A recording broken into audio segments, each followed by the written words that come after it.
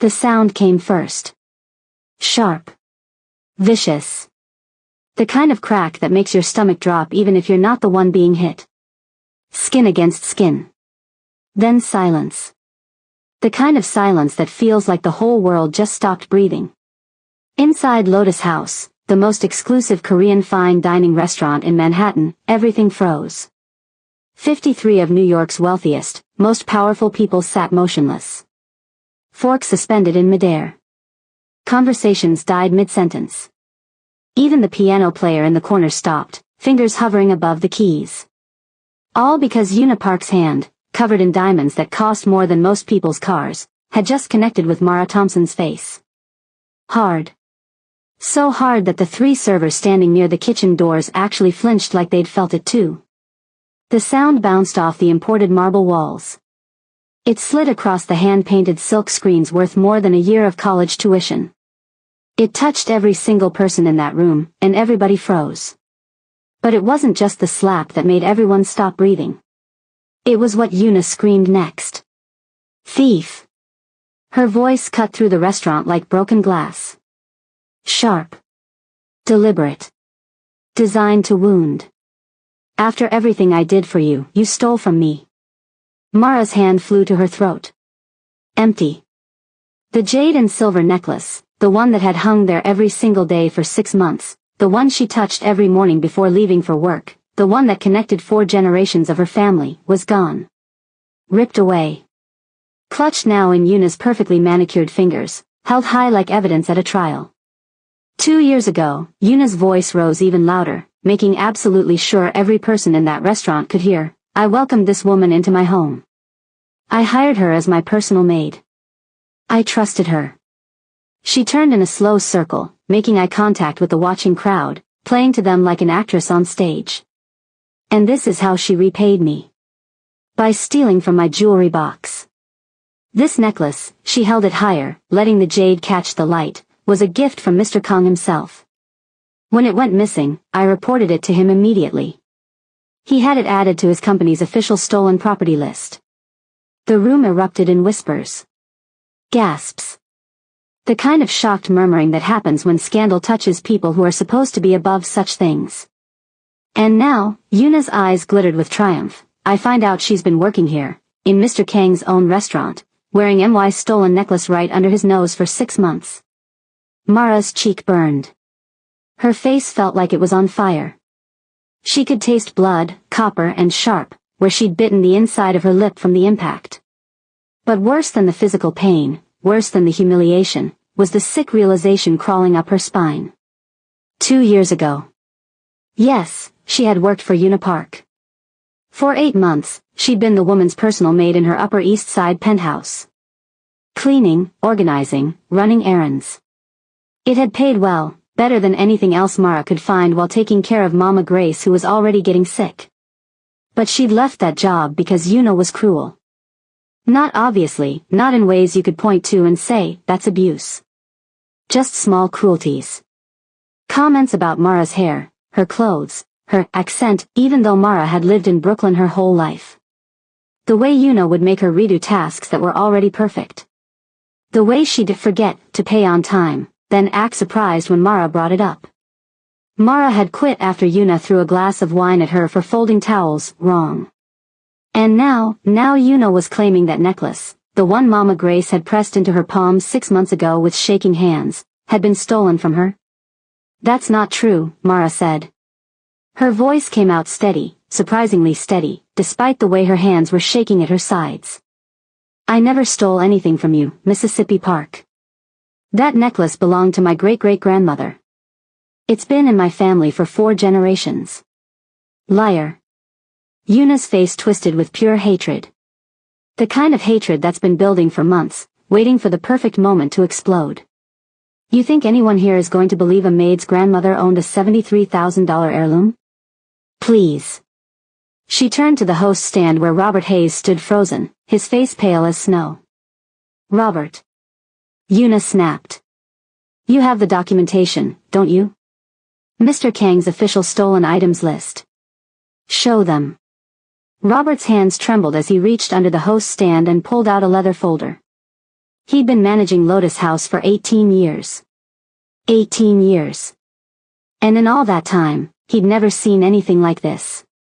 Mississippi Park, perhaps we should wait for Mr. Kong Toa. Show them. Now. Robert opened the folder with shaking fingers. Inside was a printed list on official Kong Industries letterhead. His eyes scanned down the page, and his face went even paler. Item 247, he read quietly. Jade and silver necklace. African and Korean symbolic carvings.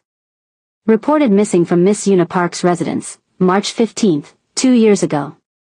Estimated value, $73,000. Status, stolen. The whispers grew louder. Mara felt the floor tilt under her feet. March 15. 2 years ago. That was 3 months before she quit working for Una. 3 months before Mama Grace got her diagnosis. A lifetime ago. I didn't take that necklace, Mara said, but her voice was getting quieter now. Because what did it matter what she said? She was a maid. A nobody from Brooklyn. And they had documentation. Official documentation. From Kong Jun's own company. Robert, Una's voice was sharp as a blade. Call security. Call the police. I want this thief arrested. Across the restaurant, in the private corner booth that was always reserved, always empty except for one man, Kong Jun had gone completely still. For 7 years, the man they called the Ice King had never shown real emotion in public. Not once. His face was always the same, cold, blank, unreadable as stone. Business partners said having a meeting with him was like negotiating with a glacier. Enemies said looking into his eyes was like staring into winter itself. But right now, in this moment, Kong Jun set down his glass of soju. The crystal touched the table with a soft click. That small sound, that tiny noise, somehow carried through the entire silent restaurant. His steel-gray eyes lifted. Fixed on Una Park standing in the center of the dining room, diamonds glittering, chest heaving with rage, holding that jade and silver necklace like a trophy. Then those eyes moved to Mara. Took in the bruise already blooming purple on her dark skin. The slight swelling near her eye. The way she stood perfectly straight despite having just been struck. The way her hand had moved to her now empty throat, fingers searching for something that was no longer there. And something flickered in Kong Jun's eyes. Something no one in that restaurant had ever seen before. His bodyguard, Taemin, a man who'd worked for Jun for 12 years, actually took a step back. Because in all those years, through gang wars and business betrayals and threats that would make most men break, he'd never, not once, seen that look on his boss's face. It was the look of a man who'd just watched something precious be broken. And was deciding exactly how much it would cost to fix it. But Mara didn't notice any of that. She was too focused on trying to breathe. Too focused on the memory of Mama Grace's last words. This is our strength. Your great-great-grandmother got this from a Korean merchant who helped her when nobody else would. Back in 1891, when the world was even harder for women like us. He gave her this necklace and told her, strength recognizes strength. You wear this and remember, we survive. Mara had worn it every single day since Mama Grace died. 6 months. Every single day. And Kong Jun had seen her. She knew he had. The restaurant owner didn't miss anything. He noticed when a fork was placed wrong, when a glass had a smudge, when a server's uniform wasn't perfectly pressed. He'd definitely noticed a $73,000 stolen necklace being worn by one of his maids. Which meant he'd known all along. Mara's eyes found Kong Jun across the restaurant. Their gazes met and locked. And for just a second, just one terrible second, Mara felt something crack in her chest. Because if that necklace really was on his stolen items list, if it really had been reported missing 2 years ago, then there was only one possibility. He'd been testing her. Watching to see what she'd do. Waiting to see if she'd confess, or run, or try to sell it. Or maybe he'd been setting her up all along. The security guards closed in. 3 of them, big men in black suits with earpieces and hard faces. Miss, the lead guard said, his voice not unkind but firm. We need you to come with us. Don't make this difficult. I didn't steal anything, Mara said, but even she could hear how weak it sounded now. I can explain. Save it for the police, Yuna interrupted, her smile cold and satisfied. Robert, did you call them? Yes. They're on their way. In the distance, sirens began to wail. Getting closer. Mara's hands trembled. Her whole body started to shake. Not from fear, exactly. From the sudden, crushing weight of understanding. Here's what nobody in that restaurant knew. Mara Thompson was 26 years old and already drowning. Her parents had died when she was 19. Car accident on the Cross Bronx Expressway. A delivery truck ran a red light on a rainy Tuesday morning, and just like that, everything changed. 1 minute she was a college freshman with dreams of becoming a teacher. The next minute she was standing in a funeral home trying to figure out how to pay for 2 caskets with a bank account that had $247 in it. Her grandmother had stepped in.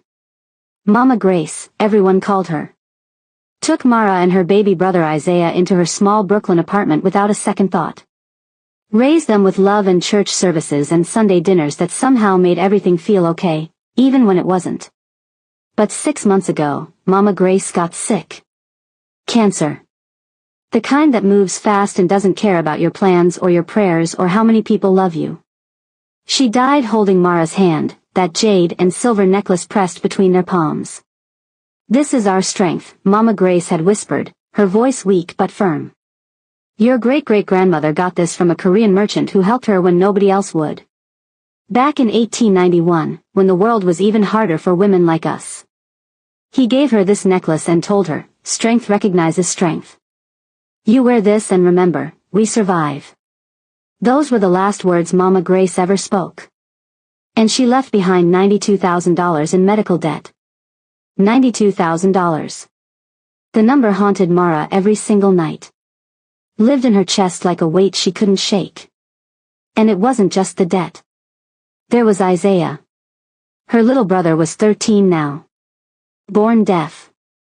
Smart as anybody you'd ever meet, funny, kind, with a smile that could light up a whole room. But he needed a special school. A place that could teach him properly. Teachers who knew sign language. Programs designed for deaf students. It cost $4,800 every single month. So Mara worked. Double shifts at Lotus House, sometimes triple. 16-hour days were normal. 4 hours of sleep if she was lucky. She hadn't bought herself new shoes in 2 years. Every single dollar went to Isaiah's school or Mama Grace's debt or the rent on their tiny Brooklyn apartment. But she never complained. Not once. Because that's not who she was. That's not what Mama Grace had taught her. And now, standing in the middle of Lotus House with security guards closing in and sirens getting louder and 53 people staring at her like she was dirt, Mara Thompson touched her empty throat and whispered a prayer. Just like Mama Grace had taught her. Give me strength. The restaurant doors burst open. 2 NYPD officers walked in, hands resting on their belts, eyes scanning the room with professional efficiency. Who called about a theft? The first officer asked. I did. Yuna stepped forward, playing the part of concerned citizen and wounded victim perfectly. This woman used to work for me. As my personal maid. 2 years ago, a valuable necklace went missing from my home. A gift from my boyfriend at the time. She gestured elegantly toward Kong Jun's booth. Mr. Kong had it added to his company's official stolen property list. She held up the necklace, jade glinting in the light. Tonight, I discovered she's been working here, in Mr. Kang's own restaurant, wearing MY's stolen necklace. For 6 months. Right under his nose. The second officer looked at Mara, his expression neutral but his eyes hard. Ma'am, is this true? Did you work for Mississippi Park 2 years ago? Yes, Buta.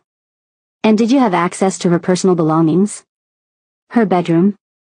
I was her maid, so yes, but I never. Ma'am, I'm going to need you to come with us. We can sort this out at the station. I didn't steal anything, Mara said, but her voice was breaking now. That necklace belonged to my great-great-grandmother. My grandmother gave it to me before she died. I can prove it. I have documentation. Letters. Photosa. Then you can show us all of that downtown, the officer said. He pulled out handcuffs. Please turn around. Mara's eyes went wide. Wait. Please. I have a brother. He's 13. He's deaf. He needs me. If I get arrested, if I have a recorder. You should have thought about that before you stole from your employer, Yuna said coldly. The officer reached for Mara's wrist. That's when Kang Jun stood up. The entire restaurant went silent again. Different this time. Heavier. Like the air itself had changed. Because Kang Jun didn't stand up. Not for anyone. Not for meetings with mayors or deals with billionaires or threats from rival gangs. But he was standing now. And he was walking toward them. Slow. Deliberate. Each footstep echoing through the silent restaurant like a countdown. Taemin followed 3 steps behind, his hand moving instinctively toward the inside of his jacket where Mara knew he kept a gun. Yuna's triumphant smile faltered. Just for a second. Then she forced it back, turning to face June with her chin high and her eyes soft. June, she said, her voice gentle now, almost tender. I'm so sorry you had to witness this. I know it must be difficult to discover that someone you trusted, someone you gave a job to, was the same person who stole from me. From us. She said, us, like they were still together. Like the last 6 months of separation hadn't happened. Kang Jun stopped 3 feet away from Mara. His eyes swept over her bruised face. The trembling in her hands that she was trying so hard to hide.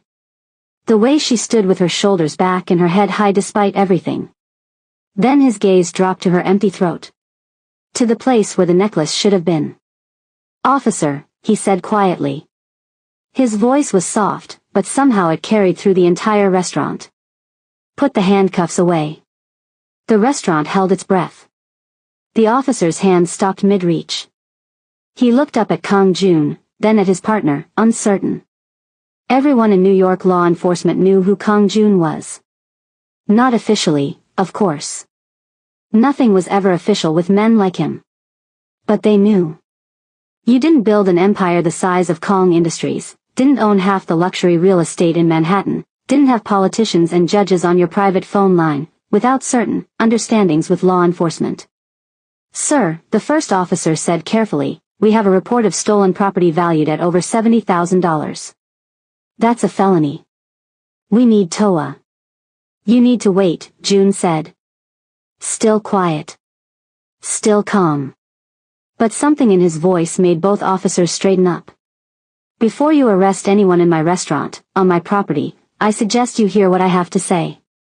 He didn't raise his voice. Didn't need to. The second officer's hand moved away from his handcuffs. We're listening, Mr. Kong. Yuna's smile was starting to crack at the edges. Just slightly. She stepped closer to June, placed her hand on his arm with familiar ease. June, I know this is uncomfortable, she said softly, playing the part of concerned ex-girlfriend perfectly. But we can't let personal feelings get in the way of justice. She stole from me. From us. The documentation proves it. June's eyes dropped to where her hand rested on his arm. He didn't move. Didn't pull away. Just looked at her hand like it was a bug that had landed on his sleeve. Remove your hand, Yuna. The words were soft. Almost gentle. But the coldness in them made the temperature in the room drop 10 degrees. Yuna's hand jerked back like she'd been burned. Her perfect mask slipped for just a second, showing the hurt and rage underneath before she smoothed it back into place. I'm trying to help you, she said, voice tight. She's a thief.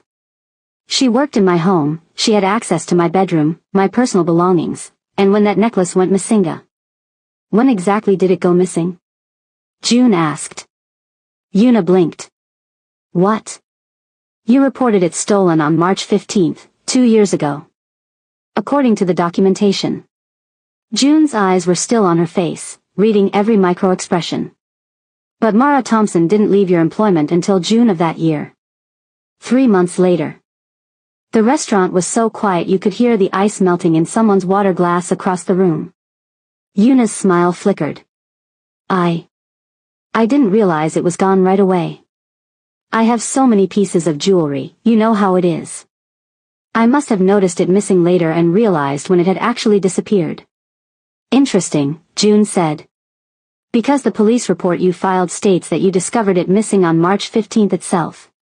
You called me that same day. Crying. Said you just noticed it was gone from your jewelry box. Yuna's face went pale. Mara watched this exchange with growing confusion. Her cheek still throbbed where Yuna had hit her.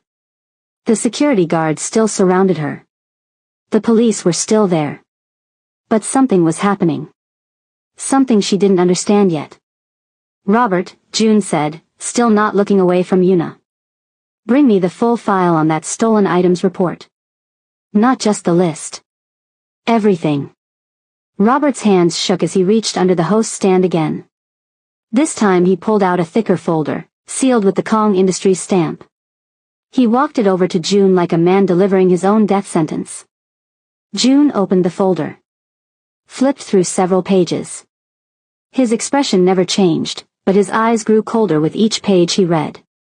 According to this, he said slowly, the necklace was described as jade and silver, Korean and African symbols, estimated value $73,000, gift from Kong June to Yuna Park, December 2021.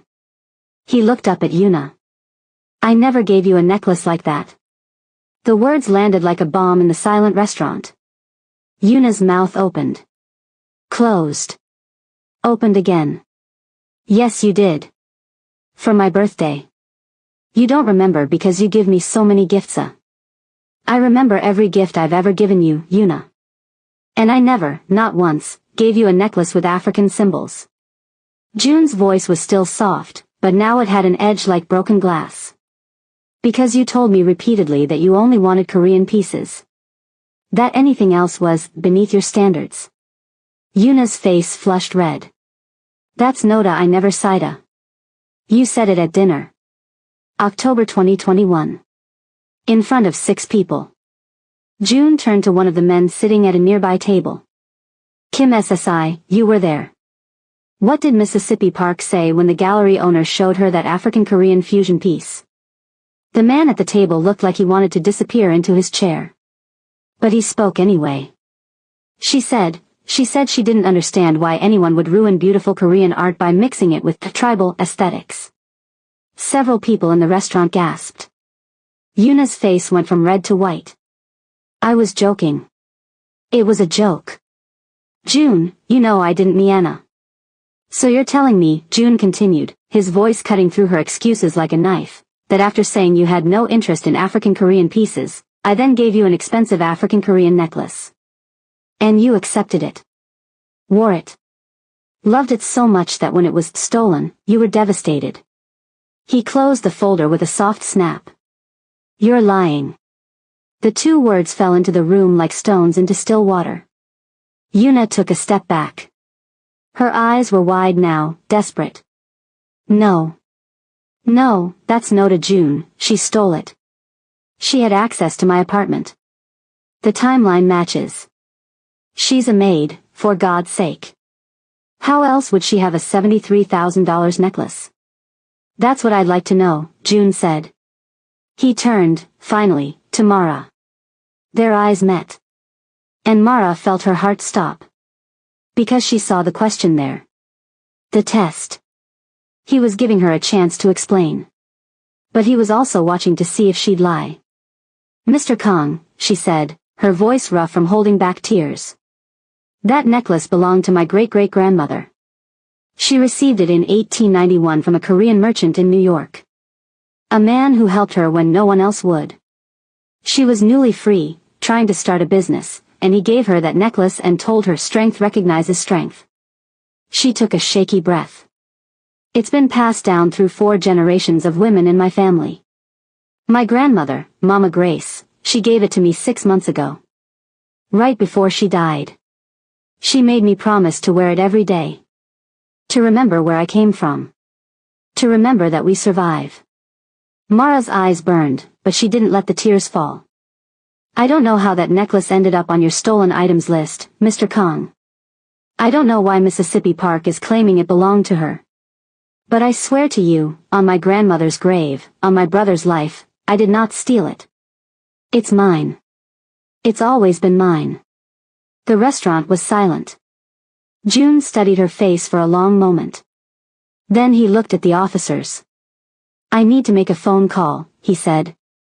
Officer, I'm asking you to give me 15 minutes before you make any arrests. As a courtesy. The first officer looked uncomfortable. Sir, we have a complaint, we have documentation. 15 minutes, June repeated. Then if you still want to arrest her, I won't stop you. The officer looked at his partner. They had a silent conversation with their eyes. Finally, the first officer nodded. 15 minutes. But she doesn't leave this restaurant. Understood. June turned to Taemin. Make sure she's comfortable. Get her some water. Ice for her face. Then he walked toward the back of the restaurant, phone already in his hand. The moment he was gone, Yuna whirled on Mara. Her perfect mask was completely shattered now, showing the ugly rage underneath. You think you're clever, she hissed, quiet enough that the officers couldn't hear but loud enough for Mara. You think he's going to save you? He's using you, you stupid girl. Whatever game he's playing, whatever test this is, you're nothing to him. Just a piece on a board. Mara met her eyes steadily. Maybe. But at least I'm not lying about who I am. Yuna's hand came up again, ready to slap her a second time. Taemin was there instantly. His hand caught Yuna's wrist mid-swing, his grip iron hard. I don't think so, Mississippi Park, he said quietly. Mr. Kong wouldn't like that. He released her wrist with a slight push that sent her stumbling back a step. Yuna's eyes filled with tears. Real ones this time. Not the calculated tears she used to manipulate, but genuine tears of frustration and fear. He was mine, she whispered. For 2 years, he was mine. And you come from nowhere, you're nobody, and somehow, she stopped. Shook her head. You don't even know what you've gotten yourself into. The world he lives in, it will eat you alive. Maybe, Mara said again. But I've been surviving in a hard world my whole life, Mississippi Park. Have you? Before Yuna could respond, June returned. His face was still expressionless, but something had changed. There was a glint in his eyes, a satisfaction that hadn't been there before. Officer, he said, pulling out his phone and showing them the screen.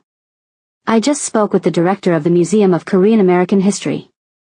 According to their records, the necklace Miss Thompson is wearing matches the description of a piece donated to their archives in 1923 by a Korean merchant named Lee Min-jun. He swiped to another screen. The necklace was described as jade and silver, with carved African adinkra symbols and Korean calligraphy, representing the unity of two cultures. Given by Lee Min-jun to an African-American woman named Sarah Thompson as a gift of respect and friendship in 1891. Mara's breath caught. Sarah Thompson. Her great-great-grandmother. The museum has photographs, June continued. Documentation. Letters from Lee Min-jun explaining the significance of the piece. The family kept the necklace after Sarah Thompson's death, passed it down through generations. It was never part of my collection. It was never given to Mississippi Park. It never belonged to anyone but the Thompson family. He turned to Yuna. His eyes were ice. You lied. You saw Mara wearing her family heirloom, recognized its value, and decided to claim it was stolen property. You manipulated me into adding it to my company's stolen items list, knowing I trusted you at the time and wouldn't question it. And tonight, you tried to have an innocent woman arrested for wearing her own property. No, Yuna breathed. No, that's no to June, pleasia. Get out of my restaurant, June said softly. Get out of my life. And if I ever hear that you've gone anywhere near Mara Thompson or her family again, I will make sure everyone in your social circle knows exactly what you tried to do tonight. Juna. Out. Now. Taemin stepped forward. Yuna looked at him, at the officers who were now watching her with very different expressions, at the 53 people in the restaurant who had witnessed everything. Her reputation, the thing she valued most in the world, had just shattered in front of everyone who mattered. She turned and ran. Actually ran. Her heels clicking rapidly against the marble floor until the restaurant door slammed shut behind her. The officers looked at each other. The first one cleared his throat. Mr. Kong, we'll need to file an updated report. If Mississippi Park filed a false police report. That's between you and her, June said. But I'd like to keep Miss Thompson out of it. She's the victim here. The officer nodded. Understood. Miss Thompson, you're free to go. Sorry for the confusion. Mara stood there, surrounded by security guards who were now stepping back, watched by 53 people who had just witnessed her almost get arrested, her face bruised and her throat still aching for the necklace that had been ripped away. Your necklace, June said. He reached into his pocket and pulled out the jade and silver piece. Yuna must have dropped it during her exit. He held it out to Mara. She took it with shaking hands. The moment the cool metal touched her skin, she felt Mama Grace's presence. Felt her strength. Thank you, she whispered. June nodded once. Then he turned to address the restaurant. Ladies and gentlemen, I apologize for the disruption to your evening. All meals tonight are complimentary. Please enjoy the rest of your dinner. Just like that, the spell broke. Conversation resumed. Forks lifted. The piano players started playing again. As if the last 15 minutes hadn't just turned someone's entire world upside down. But as Mara stood there, necklace clutched in her hands, she realized something. Kang Jun had known. He'd known all along that her necklace was real, that it belonged to her. He'd done the research. Made the call to the museum. Which meant he'd been watching her for 6 months. Protecting her without her knowing it. Keeping documentation that would prove her innocence if anyone ever questioned it. Why? She looked up at him, the question in her eyes. He met her gaze for just a moment. And something passed between them. Some understanding that neither of them was ready to name yet. Taemin will make sure you get home safely, June said. Take tomorrow off. With pay. Then he walked back to his corner booth, picked up his glass of soju, and returned to his meal like nothing had happened. But Mara noticed something. For the first time in 7 years, the Ice King was smiling. Mara didn't sleep that night. She lay in her small Brooklyn bedroom, the jade and silver necklace clutched in her hand, staring at the ceiling as her mind replayed everything that had happened. The slap. The accusation. The handcuffs almost closing around her wrists. And then Kang Jun, standing up, defending her, destroying Yuna's lie with a single phone call. He'd known. He'd researched her necklace. Maybe the moment he first saw her wearing it, or maybe even before she started working at Lotus House. He'd called the museum, gotten documentation, kept it ready. For what? For tonight? Had he known Yuna would try something? Or had he been testing Mara all along, watching to see if she'd try to sell it, pawn it, lie about where it came from? The questions circled in her mind like sharks. At 6:47 a.m., her phone buzzed. Unknown number. She almost didn't answer. But something made her pick up. Miss Thompson. The voice was calm, professional. Female. This is Min Seo, Mr. Kang's assistant. He's requested your presence at his office this morning. A car will arrive at your building at 9 a.m. Mara sat up in bed. I was told to take the day off. This isn't about work at Lotus House. This is personal business. The dress code is business casual. The car will wait if you need more time. Click. Mara stared at her phone. Personal business. What did that even mean? Across the small apartment, Isaiah's bedroom door opened. Her little brother shuffled out, rubbing his eyes, his hands already moving in sign language before he was fully awake. Why are you up so early? He signed. Couldn't sleep, Mara signed back. Isaiah studied her face with the intensity that came from a lifetime of reading expressions instead of voices. His hands moved carefully, Something happened. Your face. Did someone hit you? Mara had forgotten about the bruise. She touched her cheek gently. Still tender. Still purple. It's handled, she signed. I'm okay. Promise. Isaiah didn't look convinced, but he nodded. Breakfast? I have a meeting. But I'll make you pancakes first. His face lit up. At 13, he still got excited about pancakes. Mara hoped he never lost that. While the batter sizzled on the griddle, while Isaiah poured too much syrup and signed about the robotics competition his team was preparing for, Mara felt the weight of the necklace around her throat. She'd put it back on the moment she got home. Hadn't taken it off since. Strength recognizes strength. At 8:47 a.m., Mara stood on the curb outside her building in the nicest outfit she owned. Black slacks that she'd bought from a thrift store 2 years ago. A white blouse that was starting to fray at the collar but was clean and pressed. Shoes that hurt her feet but looked professional. At exactly 9 a.m., a black sedan pulled up. The same one from last night. Tameen stepped out of the driver's seat. Miss Thompson, he said with a slight bow. Ready? The drive into Manhattan was quiet. Mara watched Brooklyn transform into the city, the buildings growing taller, the streets growing busier, the world growing colder and more expensive with every block. Can I ask you something? She said finally. Tameen's eyes met hers in the rearview mirror. You can ask. I may not answer. How long has Mr. Kong known about my necklace? About my family? Tameen was silent for a long moment. Then, the day you applied to work at Lotus House, he ran a background check. Standard procedure. When he saw the necklace in your application photo, he had me research it. 3 days later, we had your entire family history. Mara's chest tightened. So he's been testing me. No, Tameen said. He's been protecting you.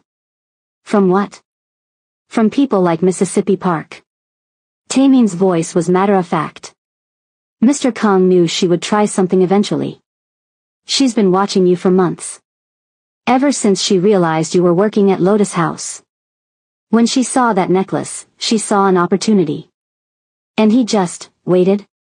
Let her make her move. He gave her enough rope to hang herself. Tameen pulled up to Kong Tower, the gleaming skyscraper that housed Kong Jun's legitimate empire. And you. He watched to see what you would do when cornered. What did he want me to do? Tameen smiled slightly. Exactly what you did. Tell the truth. Stand your ground. Not break. The elevator to the top floor moved so fast Mara's ears popped. When the doors opened, she stepped into a world of glass and steel and money. Min SEO was waiting. Tall, elegant, with the kind of efficiency that came from running a billionaire's life. She wore a designer suit that probably cost more than Mara's monthly rent. Miss Thompson. Please follow me. They walked past offices filled with people in expensive clothes making expensive decisions. Past conference rooms where meetings were happening in languages Mara couldn't understand. Past walls covered in art that she recognized now from her shifts at Lotus House, pieces worth hundreds of thousands of dollars.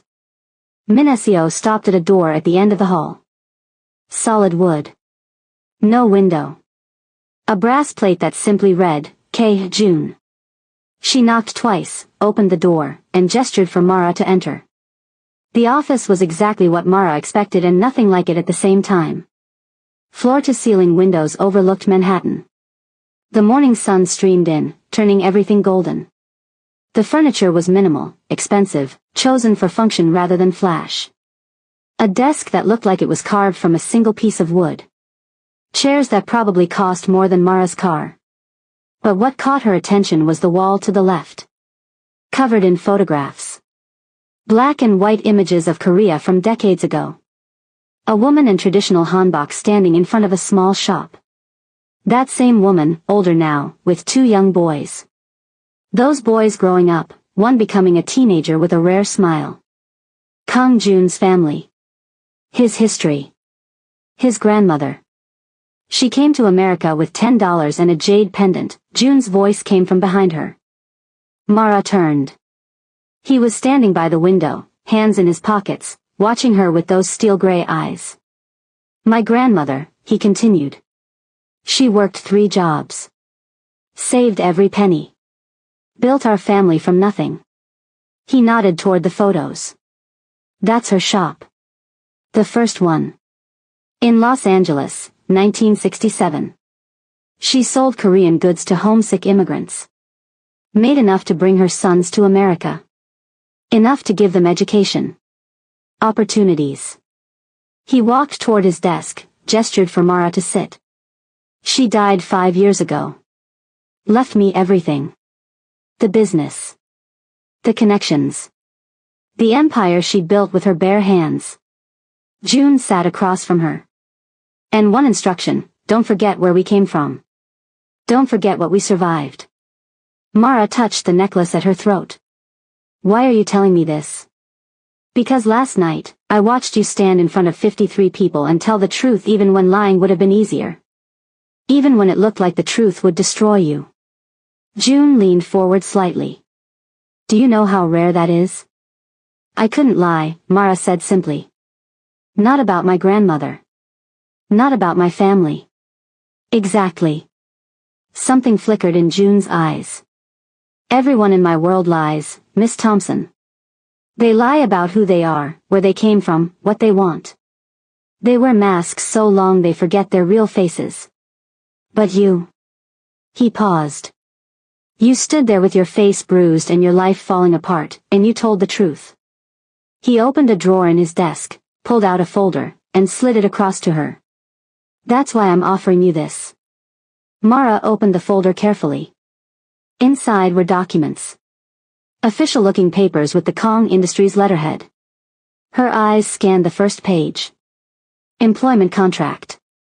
Position, Cultural Liaison and Family Representative. Salary, $180,000 annually. Benefits, full health coverage, housing allowance, education fund for immediate family. The numbers blurred. Mara couldn't breathe. $180,000. That was more money than she'd made in the last 5 years combined. I don't understand, she whispered. I'm expanding the legitimate side of my business, June said. Art galleries. Cultural exchanges between Korea and America. I need someone who understands both worlds. Someone who can move between wealthy collectors and working-class communities. Someone who sees people clearly. He gestured to the folder. The art world is full of people pretending to be something they're not. I need someone real. Someone who can spot a fake, whether it's a painting or a person. But I don't know anything about art, Mara said. You can learn. What matters is that you see truth. You proved that last night. June's eyes held hers. And I trust people who can't be bought. People who value something more than money. Mara looked down at the contract again. Read the number. Read the benefits. This would pay off Mama Grace's debt in a year. Would secure Isaiah's education through college. Would change everything. But there had to be a catch. There was always a catch. What do you really want from me? She asked, looking up at him. For the first time since she'd met him, Kang Jun smiled. Not the cold smile from last night. Something warmer. More real. Honestly? I don't know yet. He leaned back in his chair. But I watched you take a blow and not break. I watched you pray instead of cry.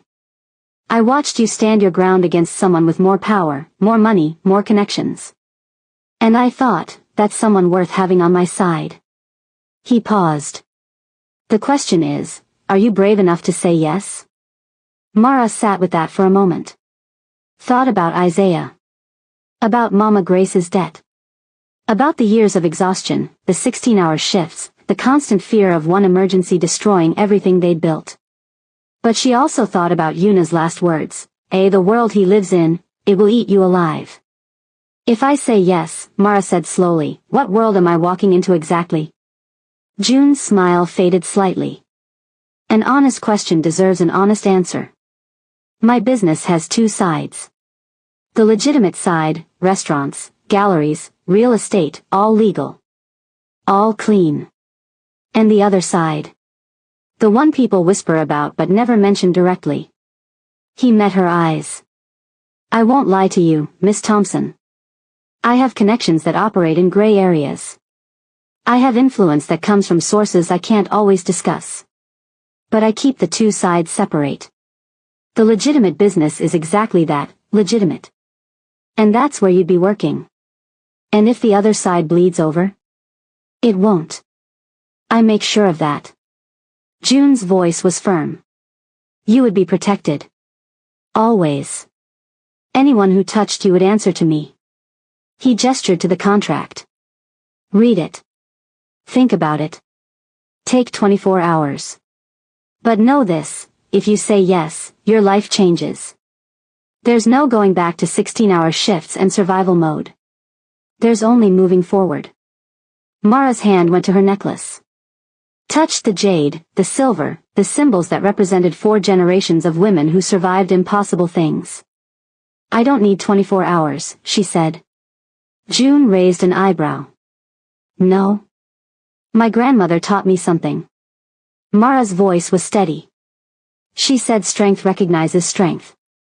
And last night, when everyone else saw a thief, you saw the truth. That tells me everything I need to know about who you are. She picked up the pen from the desk. Where do I sign? 2 weeks passed in a blur. Mara's life transformed so quickly it felt like living in someone else's dream. The debt collectors stopped calling. Mama Grace's $92,000 balance was paid in full by Kong Industries, listed as an employee signing bonus. The relief was so overwhelming Mara cried for the first time since the funeral. Isaiah's school tuition was secured through graduation, plus a college fund that made Mara's hands shake when she read the number. They moved to a new apartment. Nothing fancy, but bigger. 2 real bedrooms. Windows that let in actual sunlight. A kitchen where Mara could cook without bumping into walls. And Mara started training. Tameen appeared at her door every morning at 6 a.m., relentless and patient in equal measure. Again, he said as Mara scanned the photograph of a gallery opening for the 3rd time. How many exits? 4. Front entrance, service door in the back left, emergency exit near the bathrooms, and the kitchen access that connects to the neighboring building. Weapons? Champagne bottles, the metal sculpture stands, fire extinguisher behind the bar, and the chef's knives visible through the kitchen window. Who's carrying? Mara's eyes swept the image carefully. The woman in red, ankle holster, right leg. The man by the door, shoulder holster under his left arm. And the waiter in the back, something in his jacket pocket, bulges wrong for a phone. Tameen nodded. Good. You're learning fast. By day 3, Mara could read a room in seconds. Count exits. Spot weapons. Identify threats before they became dangerous. By day 7, she was learning the art world. Gallery owners, collectors, auction houses. The difference between genuine Korean antiques and clever fakes. The way rich people spoke in code, saying one thing and meaning another. By day 14, she was fluent in a language she'd never known existed. And through it all, Kang Jun watched. Not obviously. Not in ways that made her uncomfortable. But she'd catch him observing her during training sessions, or reviewing the notes Min SEO took about her progress, or asking Tameen careful questions about how she was adapting. It should have felt invasive. Should have felt like surveillance. Instead, it felt like being seen. Really seen. For the first time in her life. But on the 14th night, everything changed. Mara was closing up her section at Lotus House. She still worked there 2 shifts a week, cover, June called it. A way to maintain her old life while building her new one. The restaurant was empty except for the kitchen staff cleaning up. Robert had left an hour ago, said he had a personal matter to attend to. Mara was wiping down her last table when she noticed something. Robert's office door was cracked open. He never left it open. Never. She shouldn't look. She should mind her business, finish her shift, go home. But something felt wrong. Mara walked to the office door, pushed it open slowly. The office was dark except for the glow from Robert's computer, still on, screen unlocked. Her training kicked in automatically. Tamin's voice in her head, always know your environment. Always read the signs. She stepped inside, moved to the computer. The screen showed an email. Sent 20 minutes ago. Subject line, meeting confirmed. Mara's breath caught as she read. Tomorrow night. 11 p.m. Same location. Bring the documents. June will be waiting. The gallery opening is in 3 days. Everything must be ready. June. As in Kang Juno. June's cousin. Mara scrolled down. Found a chain of emails going back weeks. Robert communicating with someone named Juno. Talking about shipments, documents, customs forms. And then she saw it. A name that made her blood run cold. Her own name. Use the girl. She's new. She doesn't know enough to ask questions. Have her sign for the shipment at the gallery. When Interpol raids, the documents will have her signature. June's new cultural liaison will be the perfect scapegoat. Mara's hand started shaking. They were setting her up. Robert, Juno, someone else she couldn't see yet.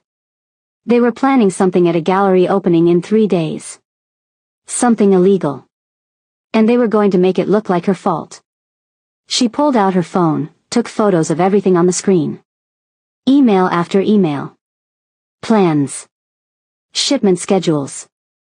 A whole conspiracy laid out in black and white. When she was done, she backed out of the office, closed the door exactly as she'd found it, and walked out of Lotus House on legs that barely held her weight.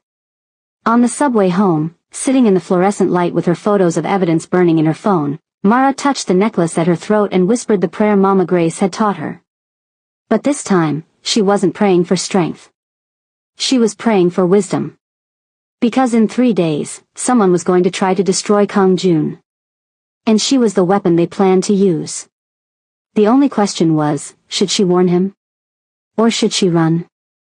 Mara didn't go home. She rode the subway to the end of the line, then switched trains and rode back. Thinking. Calculating. Trying to figure out who she could trust. The answer kept coming back the same, no one. Robert was part of the conspiracy. That much was clear from the emails. But who else? How deep did it go? And why Kang Juno? What did June's own cousin have to gain from destroying him? At 2:17 a.m., Mara finally got off at her stop in Brooklyn. Walked the 3 blocks to her new apartment building. Stood outside for a full minute, scanning the street the way Tamin had taught her. No suspicious cars. No one watching. Just the normal late-night sounds of the city. She was being paranoid. Maybe. Inside the apartment, Isaiah was asleep. She could hear his soft breathing from his bedroom. Safe. Unaware that his sister had just stumbled into something that could destroy them both. Mara sat at the small kitchen table, phone in her hands, photos of the emails glowing on the screen. She could run. Take Isaiah, empty her new bank account, disappear. Change their names. Start over in another city, another state. Leave before the trap closed. That was the smart play. The safe play. Or she could warn Kang Jun. Tell him everything. Trust that he'd protect her the way he protected her from Yuna. But what if he already knew? What if this was another test? What if he was watching to see if she'd stay loyal or cut and run the moment things got dangerous? Mara's head ached.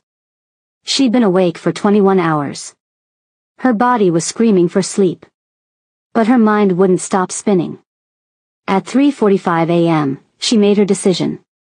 She picked up her phone and dialed the number Min SEO had given her. For emergencies only, the assistant had said. Mr. Kang doesn't sleep much, but he values his private time. This qualified as an emergency. The phone rang once. Twice. On the third ring, a voice answered. Miss Thompson. Tamin's voice was alert, no trace of sleep. What's wrong? I need to see him. Right now. It's about the gallery opening in 3 days. Silence on the other end. Then, I'll send a car. 20 minutes. Click. Mara changed quickly. Put on jeans and a hoodie, clothes she could move in if she needed to run. Wrote a note for Isaiah in case he woke up, a emergency work thing. Back soon. Love you. She slipped the necklace under her shirt, close to her heart. The car arrived in exactly 20 minutes. Not Tameen this time. A different driver. Older man, hard eyes, the kind of face that had seen violence and hadn't flinched. They drove through empty Manhattan streets. Past closed storefronts and sleeping buildings. The city looked different at 4 a.m. quieter. More honest. Like it had taken off its makeup and was showing its real face. Kong Tower was dark except for the top floor. A single rectangle of light in the sky. The elevator ride felt longer than usual. Mara watched the numbers climb, her heart pounding harder with each floor. When the doors opened, Tameen was waiting. He's in his office, was all he said. The hallway was empty. No Minesio. No assistants. No sounds except Mara's footsteps and the distant hum of the building systems. She knocked on June's door. Twice. Just like she'd seen Minesio do. Come in. Kong Jun sat at his desk, still dressed in a suit despite the hour. A glass of whiskey sat untouched beside his laptop. He looked up as she entered, and for just a second, she saw something in his eyes. Relief, maybe. Or concern. Show me, he said simply. No questions about why she was there. No surprise that she'd called. Just an immediate understanding that something important had brought her to his office at 4 a.m. Mara pulled out her phone, handed it to him. Watched as he scrolled through the photos of Robert's emails. His face remained expressionless, but his jaw tightened with each swipe. When he reached the last photo, he set the phone down carefully. Picked up his whiskey. Took a slow sip. How did you find these? His voice was quiet. Robert left his office unlocked tonight. Computer still on. I saw the emails. And you came straight here instead of running. It wasn't a question, but Mara answered anyway. Yes. Why? Mara met his eyes. Because 2 weeks ago, you could have let me get arrested. You could have stayed silent, let Yuna's lie stand, protected yourself from the drama. Instead, you defended me. You told the truth even though it made things complicated. She touched the necklace under her shirt. Strength recognizes strength. That's what my great-great-grandmother learned. That's what you showed me. So I'm showing you the same thing. June studied her for a long moment. Then he pressed a button on his desk phone. Tameen. Come in. And wake up Kim. I need him here in 30 minutes. He turned back to Mara. Tell me everything you remember from those emails. Every detail. For the next 20 minutes, Mara recited what she'd seen. The dates, the shipment schedules, the mentions of customs documents. The plan to have her sign for something at the gallery opening. The reference to Interpol. June listened without interrupting. Made notes on a pad of paper in handwriting so precise it looked like printing. When she finished, he sat back in his chair. My cousin Juno has been trying to take over the family business for 3 years.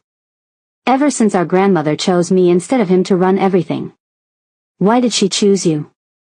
She said I had steel in my soul. That Juno was too soft, too concerned with appearances. A bitter smile flickered across June's face. Turns out she was half right. He's not soft. He's just better at hiding his ambition. Tameen entered, followed by a man Mara hadn't met before.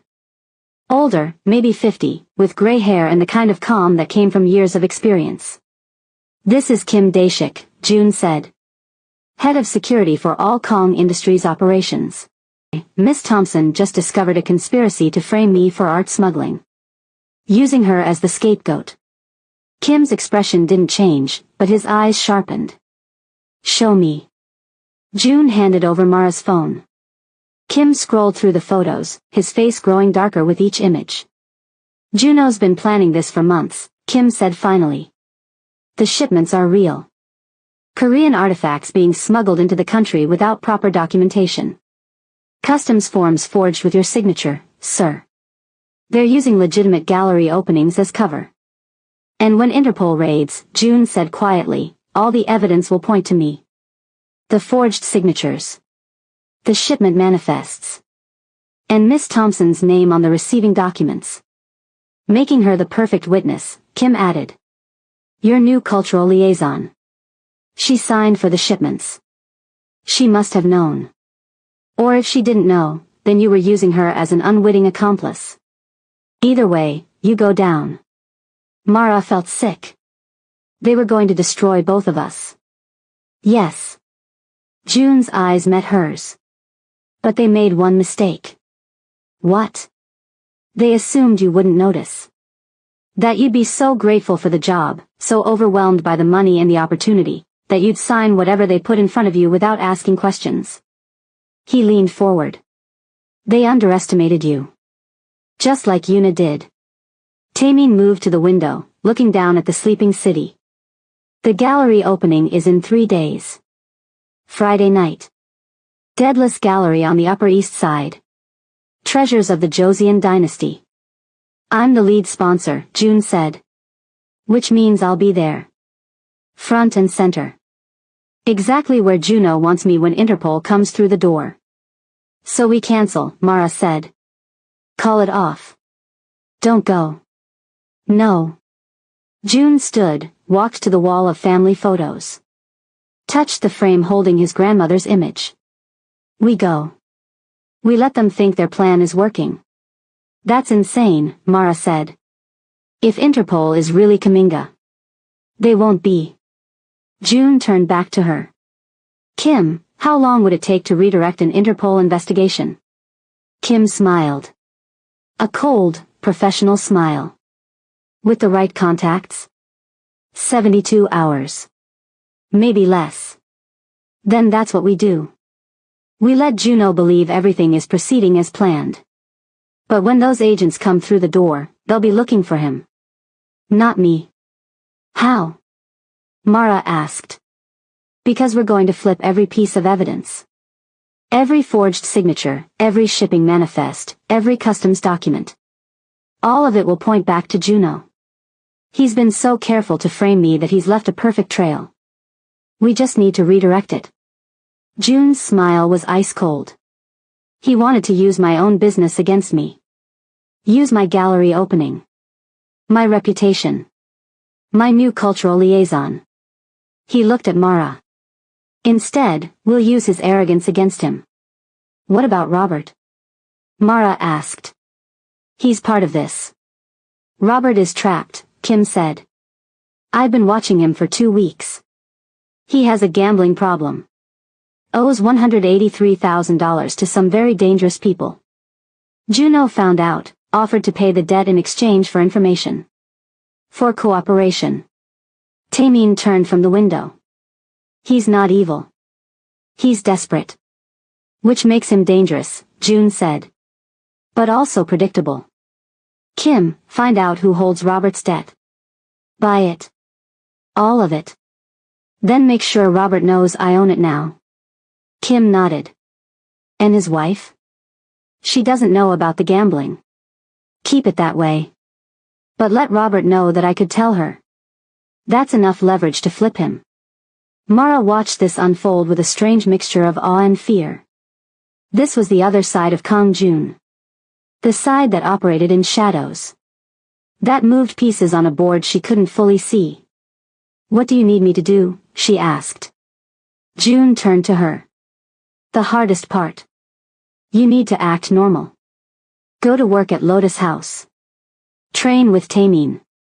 Prepare for the gallery opening like nothing is wrong. They're going to ask me to sign something. The receiving documents. And you're going to sign them. Exactly as they expect.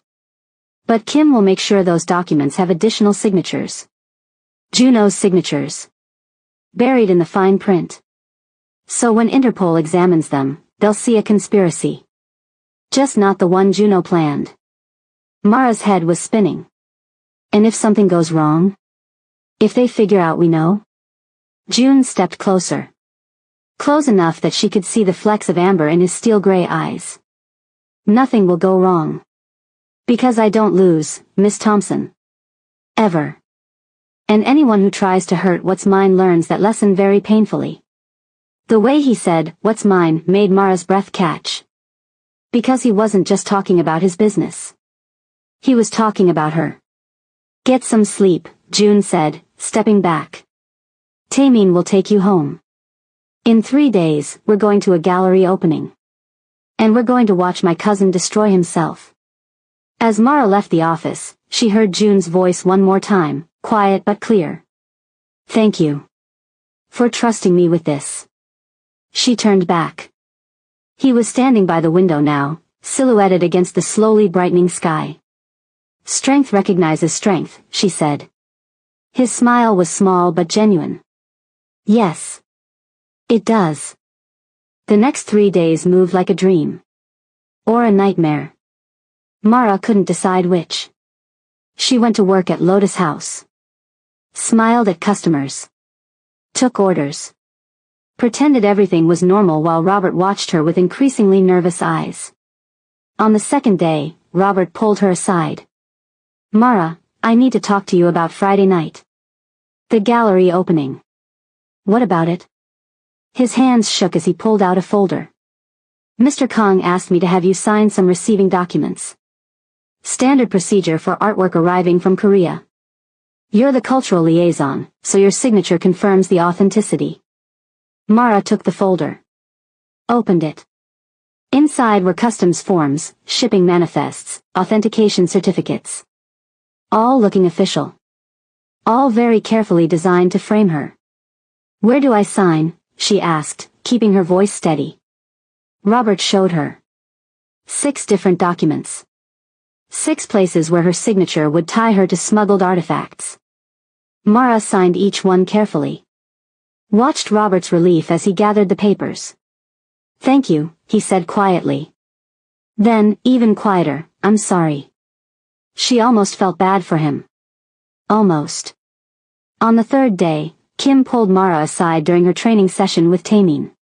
We own Robert's debt now. All $183,000. I told him this morning. He wept like a child. And he's agreed to testify if needed. To tell the truth about Juno's plan. In exchange, we clear his debt and relocate him. New city. New name. Fresh start. He doesn't deserve that, Mara said. No, Kim agreed. But we need him more than we need revenge. And sometimes mercy is more powerful than punishment. That night, Mara couldn't sleep again. She lay in bed, necklace clutched in her hand, thinking about everything that was about to happen. Isaiah knocked softly on her door. She signed for him to come in. You're scared, he signed, sitting on the edge of her bed. I can see it. I'm okay, she signed back. Liar. His hands moved firmly. Something big is happening. Something dangerous. Mara couldn't lie to him. Wouldn't. Yes, she signed. But I have help. Good people who are protecting us. The man from the restaurant? The one who defended you? Yes. Isaiah studied her face in the dim light. Do you trust him? Mara thought about that. About Kong Jun standing up when everyone else sat silent. About him researching her necklace to protect her. About him believing her when she brought him evidence of a conspiracy. Yes, she signed. I trust him. Isaiah nodded slowly. Then his hands moved in a question that made Mara's breath catch. Do you love him? I don't know, Mara signed honestly.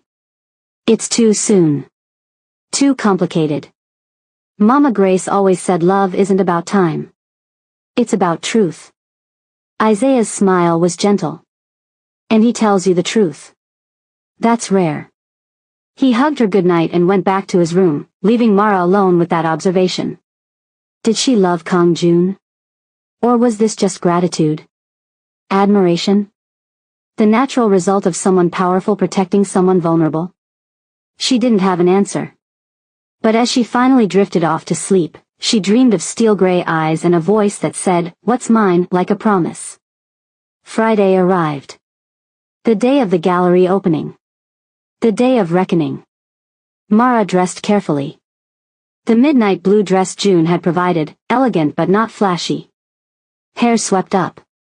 Makeup subtle. The jade and silver necklace at her throat, catching the light. She looked in the mirror and barely recognized herself. 2 weeks ago, she'd been a maid. Exhausted, broke, drowning. Now she was walking into a trap designed to destroy her, wearing expensive clothes and a smile that hid everything she knew. The car arrived at 7 p.m. Tameen drove this time. "Remember," he said as they pulled up to Deadless Gallery. "Act natural. Stay close to Mr. Kong. Trust the plan. And if something goes wrong?" Tameen's hand moved to his jacket, where Mara knew he kept a gun. "Then I do my job." The gallery was already crowded when they arrived. Manhattan's elite in designer clothes and practiced smiles. Champagne flowing. Priceless Korean artifacts displayed under perfect lighting. And in the center of it all, Kang Jun. He stood by a display of Joseon Dynasty ceramics, talking with a museum director. When Mara entered, his eyes found hers across the room. He didn't smile. Didn't acknowledge her obviously. But something passed between them. A understanding. A promise. "We're ready." Mara moved through the crowd, playing her part. The cultural liaison. The educated young woman who could discuss Korean history with collectors and make small talk with socialites. At 8:30 p.m., she saw him. Kang Juno. He entered like a man who already owned the place. Expensive suit. Perfect smile. Confidence radiating from every pore. And beside him, wearing a blood-red dress that clung to every curve, was Una Park. They'd brought her back. The woman who'd slapped Mara, who'd tried to frame her for theft. She was here, on Juno's arm, smiling like she'd already won. Mara's hands clenched into fists. Tameen appeared at her elbow. "Steady," he murmured. "Let them come to you." And they did. Juno made his way across the gallery, Una trailing behind him. He stopped in front of Kang Jun, his smile broad and false. "Cousin," he said warmly. "Beautiful event. Grandmother would be proud." Jun's expression didn't change. Would she? Of course. "You've built something remarkable here." Juno's eyes slid to Mara. "And who is this?" "I don't believe we've met." "This is Mara Thompson," Jun said. "My cultural liaison." Juno's smile widened. Predatory. Charming. "I've heard so much about you, Miss Thompson." Una's eyes were cold with hatred, but she said nothing. Just stood there like a beautiful weapon, waiting to be used. Mara met Juno's gaze steadily. "I'm sure you have." At 9 p.m. exactly, the gallery doors opened again. And 6 people in dark suits walked in. Professional. Serious. Moving with purpose. Juno's smile became genuine. Triumphant. This was it. The moment he'd been planning for months. Interpol had arrived. Kang Jun was about to fall. The lead agent stopped in front of their group. Pulled out a badge. Interpol. "We have a warrant for the arrest OFA." And Kang Jun, the Ice King, who never smiled, smiled. A Kang Juno. The name hung in the air like a death sentence. Juno's smile collapsed. His face went from triumphant to confused to terrified in the span of 3 seconds. "What?" His voice came out too high, too loud. "No. No, there's been a mistake. You want him." He jabbed a finger at Jun. "Kang Jun. He's the one you're looking for." The lead agent, a woman with sharp eyes and no patience, pulled out a tablet. "Kang Juno, you're under arrest for international art smuggling, customs fraud, document forgery, and conspiracy to commit fraud. You have the right to remain silenta. This is insane.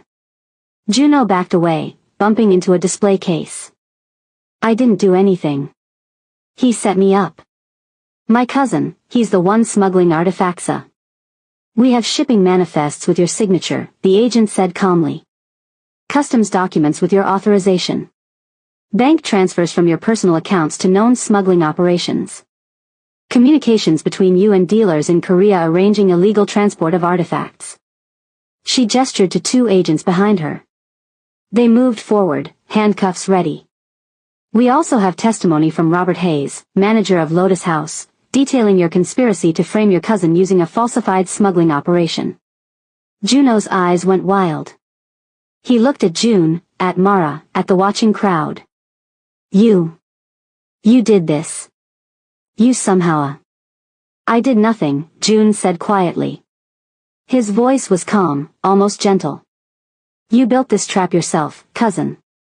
You spent months creating false evidence, forging documents, arranging shipments. You did such thorough work that when we simply redirected the investigation to you, it all fit perfectly.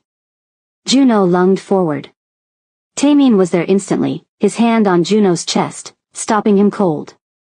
You're not going to get away with this, Juno hissed. Grandmother would never. Grandmother told me to protect the family legacy, June said. That's exactly what I'm doing. Removing the cancer before it spreads. The agents moved in. Handcuffs clicked around Juno's wrists. The gallery crowd stood frozen, champagne glasses suspended, watching Manhattan royalty fall in real time. Yuna had gone pale.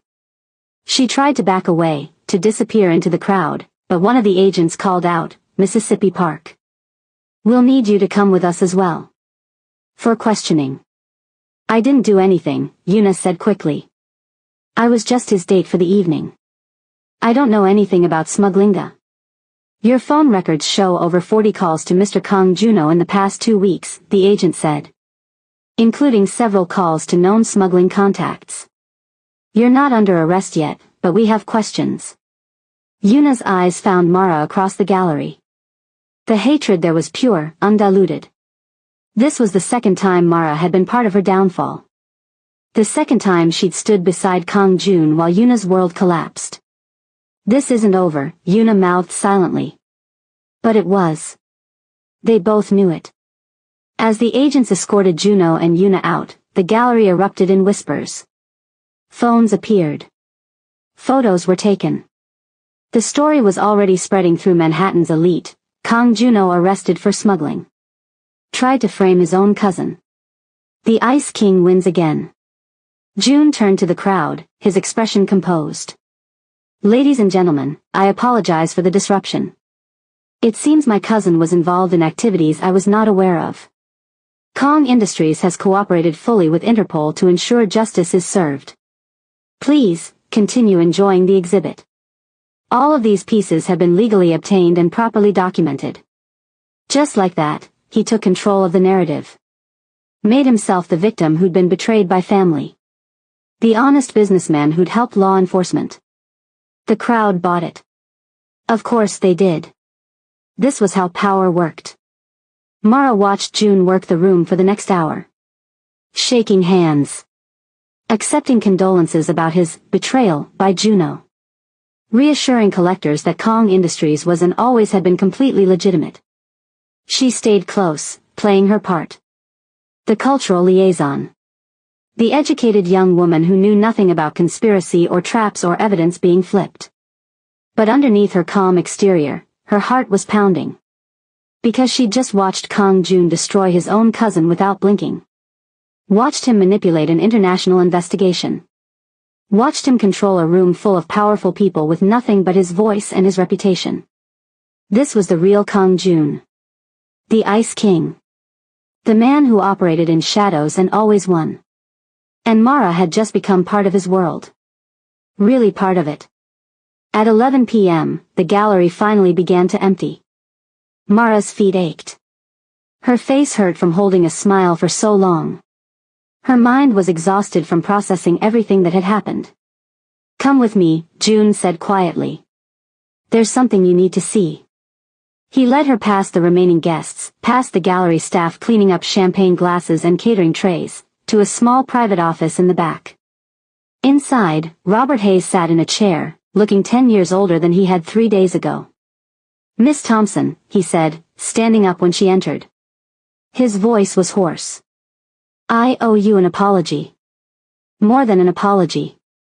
I tried to frame me for international smuggling," Mara finished. "Yes." Robert's face crumbled. "I never wanted to hurt you. I swear.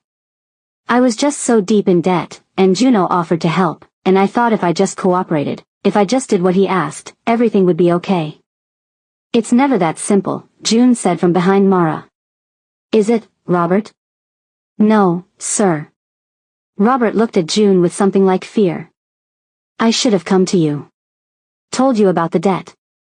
Asked for help. Instead, I betrayed you. Betrayed everything you built." "Yes. You did." June's voice was cold. But Miss Thompson suggested something interesting. She said everyone deserves a second chance. That desperation makes people do things they wouldn't normally do. He stepped forward. "So here's what's going to happen. Your debt is cleared.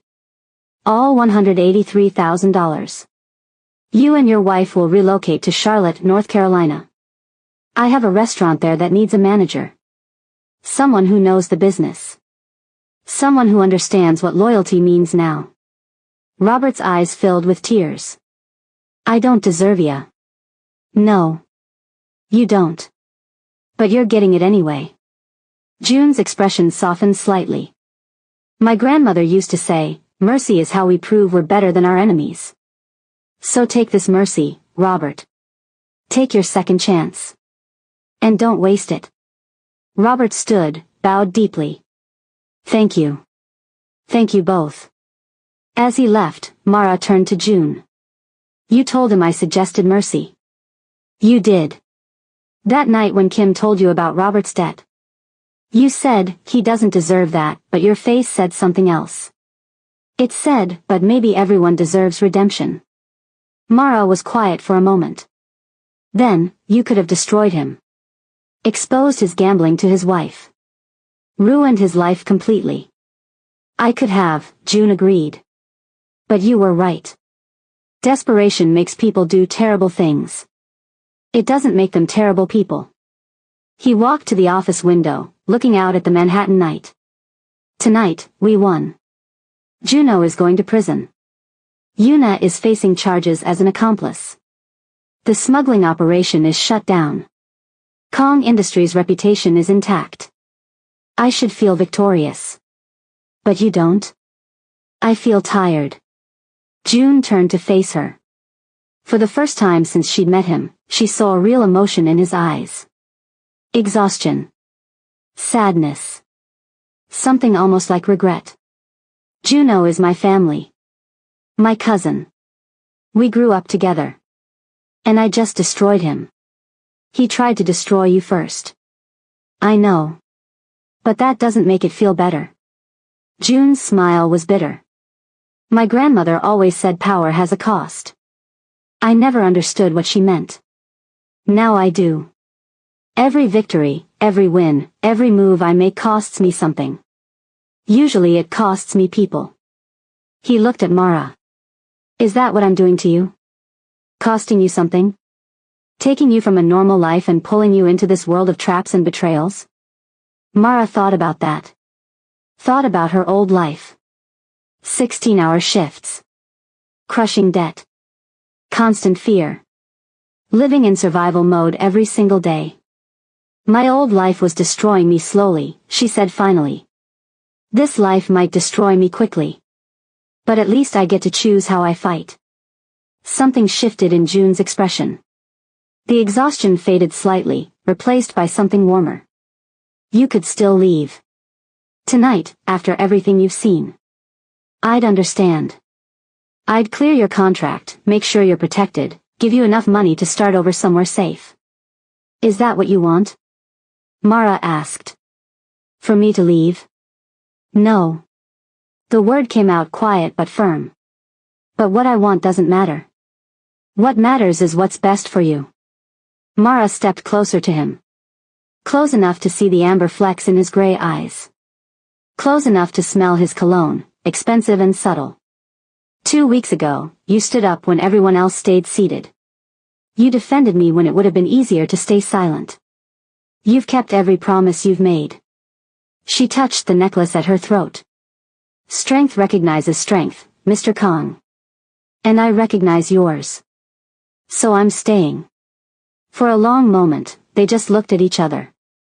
The distance between them felt both vast and non-existent. There's something else, June said finally. Something I need to show you. Tomorrow. If you're willing. What is it? The answer to why I'm building all of this. The real reason I offered you a job. The thing I should have told you from the beginning. His eyes held hers. Will you trust me one more time? Mara thought about everything that had happened. The slap. The accusation. The conspiracy. The trap that had almost destroyed them both. And through it all, Kang Jun had kept his word. Had protected her. Had told her the truth even when lying would have been easier. Yes, she said. I'll trust you. June nodded slowly. Thank you. As they left the gallery, walking past display cases of priceless artifacts and empty champagne glasses, Mara felt the weight of her decision settling over her. She'd chosen to stay in Kang Jun's world. Chosen to keep walking this dangerous path.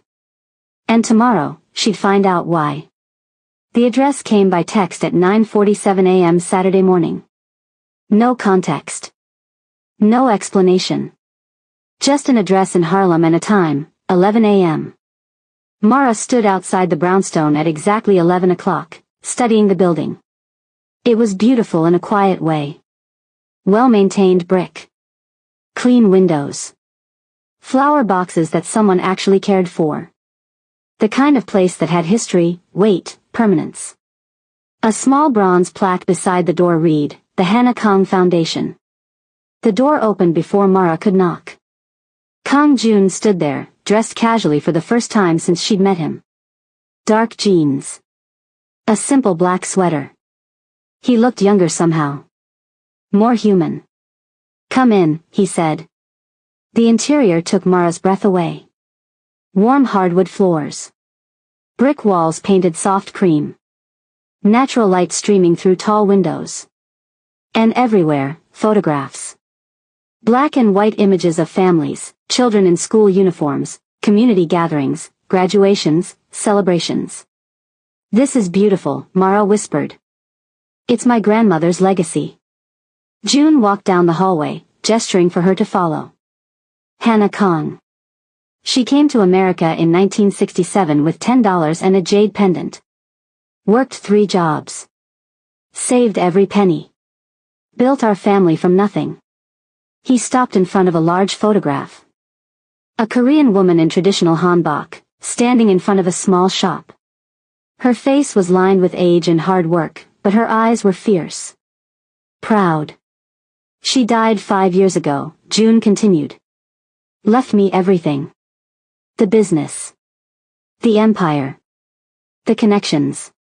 But her last request was different from all the others. What did she ask for?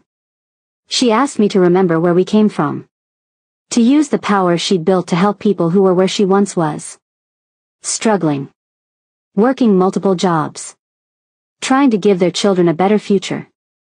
June opened a door at the end of the hall. Inside was an office, but not like his corporate space at Kong Tower. This was warmer. More personal. Walls covered in children's drawings and thank you letters. A desk piled with applications and files. The Hannah Kong Foundation, he said. We provide scholarships for children of immigrants. Education funding. Job training. Community resources. Everything my grandmother wished she'd had when she first arrived. Mara walked slowly around the office, reading the letters on the walls. A thank you for the scholarship. I'm the first person in my family to go to college. Because of your program, my mother could get job training and now she doesn't have to work 3 jobs anymore. And my little brother can go to school now. Real school. Thank you. The last one made Mara's throat tight. She thought about Isaiah. About how close they'd come to losing everything. How long has this been running, she asked. 3 years. Since my grandmother died. We've helped 847 families so far. But I want to expand. Do more. Reach more people. June turned to face her. That's where you come in. He walked to the desk, pulled out a folder. I need someone to run this. Someone who understands what these families are going through because they've lived it. Someone who can talk to a single mother working 2 jobs and actually understand her. Someone who can look at a kid from Brooklyn and see potential instead of problems. He held out the folder. I'm offering you this, Mara. Director of the Hannah Kong Foundation. $180,000 salary. Full benefits. Complete autonomy to run it however you think is best. Mara took the folder with trembling hands. Opened it. Inside were organizational charts, budgets, plans for expansion. And at the bottom, a contract with her name already typed in. This was always the real job, she said quietly. The cultural liaison position, that was just a test, June admitted. I needed to see if you could handle the business world.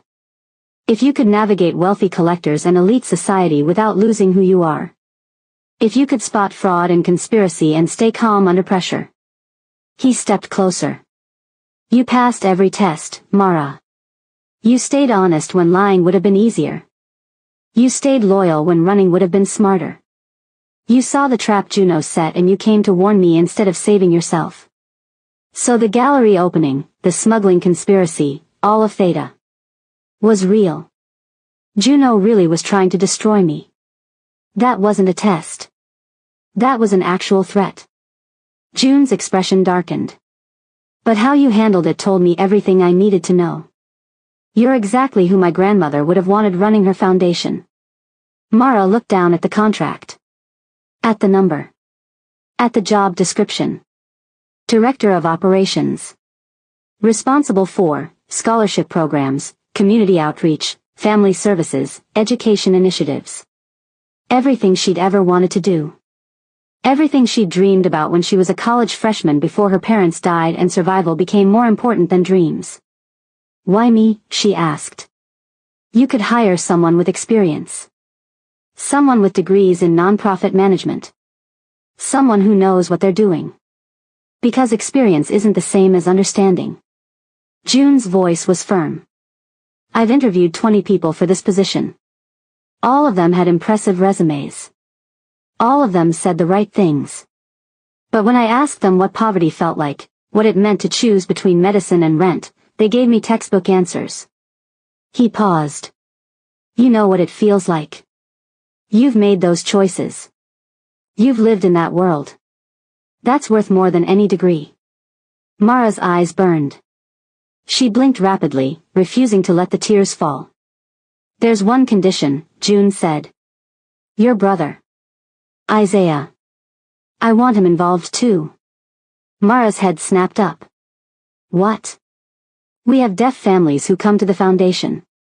Kids who need advocates who understand what they're going through. Isaiah could be that. A youth ambassador. Paid position. Part-time so it doesn't interfere with school. June pulled out another folder. He'd help with outreach. Teach other kids sign language. Show them that being deaf doesn't mean being less. Everything my grandmother did for me is showing me I could build something despite my immigrant background. Isaiah could do that for deaf kids.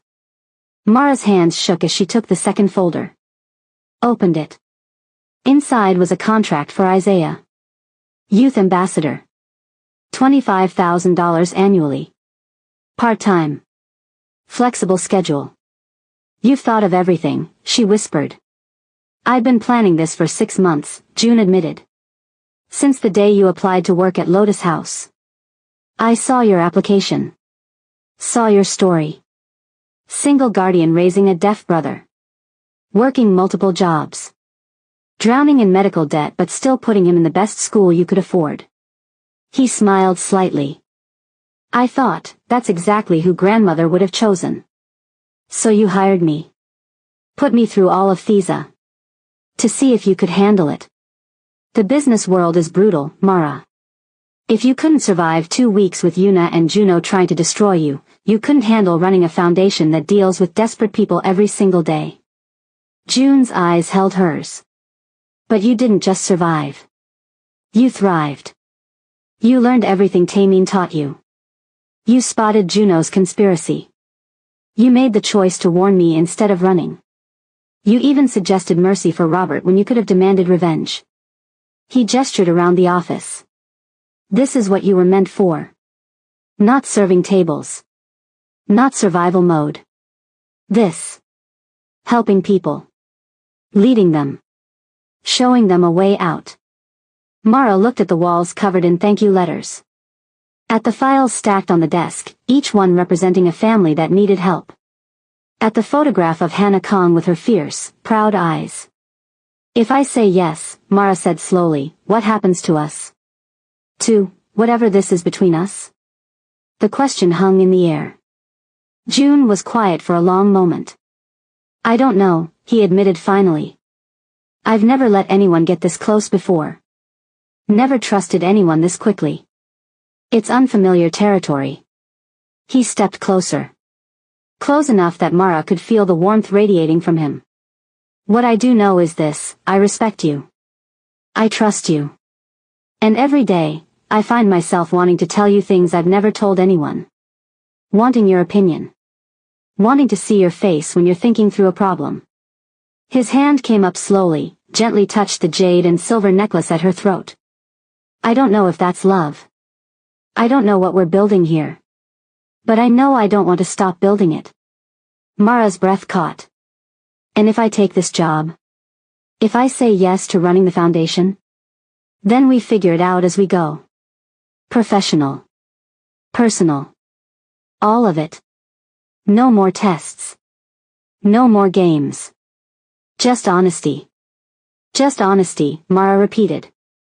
She looked down at the contracts in her hands. At the numbers that would change everything. At the job that would let her help hundreds of families like hers. She thought about Mama Grace. About what she would say if she were here.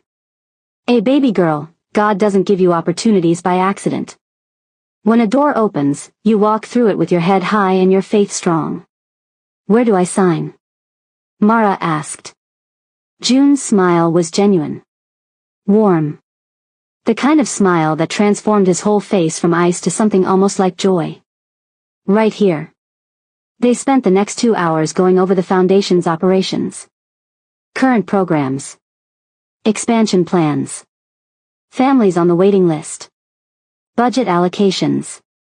Mara's mind absorbed it all like a sponge. This was what she was meant for. This made sense in a way nothing else in her life ever had. At 1:30 p.m., the front door burst open. Mara. Isaiah's voice, too loud the way deaf people's voices sometimes were when they got excited. Your text said to come to this address but you didn't say why and I thought maybe you were in trouble. He stopped short when he saw Kang Jun. His hands flew up in sign language. Oh. Sorry. I didn't know you had company. Isaiah, Mara signed back, smiling. There's someone I want you to meet officially. This is Kang Jun. He owns Lotus House. And this foundation. Isaiah studied June carefully. The way deaf people did, reading every micro-expression, every tiny shift in body language. Then his hands moved deliberately. You're the man who defended my sister. Who stopped that woman from hurting her. June looked at Mara. What's he saying? Mara translated, her voice soft. June turned back to Isaiah. He didn't know sign language, but he spoke slowly, clearly, so Isaiah could read his lips. Your sister is remarkable. Brave. Honest. The kind of person who makes the world better just by being in it. Isaiah's eyes widened. He looked at Mara, then back at June. His hands moved quickly, excitedly. What did he say? June asked. He said. Mara's voice caught. He said you have kind eyes. That's rare for powerful men. And that if you make my sister happy, he'll accept you. But if you hurt her, he knows where you work. June laughed. Actually laughed. The sound was so unexpected, so genuine, that both Mara and Isaiah stared. Tell him I accept those terms, June said. And tell him I have something to show him. He pulled out the second folder. Handed it to Mara to give to Isaiah. Isaiah opened it slowly. His eyes went wide as he read. Looked up at Mara, then at June, then back at the contract. Is this real? He signed. Youth Ambassador? Me? Yes, Mara signed back, her hands shaking with emotion. He wants you to help other deaf kids. Show them they can do anything. Isaiah's face crumpled. Happy tears streaming down his cheeks. He rushed forward and hugged June so suddenly that Tameen, who'd been standing silently in the corner the whole time, actually moved to intervene. June waved him off. Put his arms around Isaiah and held him while the 13-year-old cried into his expensive sweater. Mara watched them, her own tears finally falling. This man, this Ice King who never showed emotion, was holding her brother and letting him cry. Was offering them both a future. Was giving them the chance Mama Grace had always prayed for. When Isaiah finally stepped back, his hands moved in sign language again. What did he say? June asked. He said. Mara could barely get the words out. He said Mama Grace was wrong. Angels don't always have wings. Sometimes they have gray eyes and expensive suits. June's smile was soft. Tell him his grandmother would be proud of him. And tell him I have grandmothers too. I understand what it means to honor them. As Isaiah wiped his tears and started exploring the office, reading all the letters on the walls, June turned to Mara. This is what I wanted to show you. Not just the foundation. But this. What we can build together. The lives we can change. He took her hand. The touch was gentle, careful, asking permission. So what do you say, Mara Thompson? Ready to change the world? Mara looked at Isaiah studying the photographs. At the office full of thank you letters. At the contracts that would secure their future. At the man who'd seen her getting slapped and stood up when everyone else stayed seated. She squeezed his hand. Yes. I'm ready. 6 months later. The Hannah Kong Foundation had changed. What was once a single brownstone in Harlem was now 3 buildings. The original location plus 2 adjacent properties that June had purchased and renovated. More office space. More classrooms. More room for the families that lined up outside every morning, hoping for help. Mara stood at the window of her office, watching the sun rise over the city. Her office. Still strange to think those words. She had a desk with her name on it. A team of 6 people who reported to her. A budget of $12 million annually. And 1,847 families who'd been helped in just 6 months. The number still made her dizzy. Her phone buzzed. A text from Isaiah. A morning meeting with the new deaf students at 9. Don't be late, boss lady. Mara smiled. Isaiah had transformed in 6 months. Grown 3 inches. Gained confidence she'd never seen in him before. He was thriving as youth ambassador, teaching sign language classes, mentoring younger deaf kids, showing them they could do anything. Last week, he'd convinced 3 deaf teenagers to apply for college scholarships. All 3 got accepted. Mama Grace would have been so proud. Another text came through. This one from June. A board meeting at 11. I'm bringing lunch. Korean or Italian? Mara typed back, a Korean. Always Korean. His response was immediate, a good answer. She touched the jade and silver necklace at her throat. 6 months, and she still wore it every single day. Still felt Mama Grace's presence in the cool metal. Still drew strength from 4 generations of women who'd survived impossible things. A knock on her door pulled her from her thoughts. Come in. Tameen entered, carrying a folder. In 6 months, he'd gone from being June's bodyguard to being the Foundation's head of security. Turned out the man who could read a room for threats in 3 seconds was also excellent at reading people for sincerity. Morning, Miss Thompson. We have 5 new applications that need your review. 3 look legitimate. 2 are. He paused. Questionable. Questionable how? One family's financial documents don't match their story. The other has connections to a loan shark operation in Queens. Could be desperate. Could be a setup. Mara took the folder. I'll review them this afternoon. Schedule interviews with all 5. Let's hear their stories before we decide. Tameen nodded. You're giving them the benefit of the doubt. Everyone deserves that. At least once. Mara smiled. Besides, you'll be in the room. If something feels wrong, I trust you to catch it. Yes, ma'am. As Tameen left, Mara thought about how far they'd all come.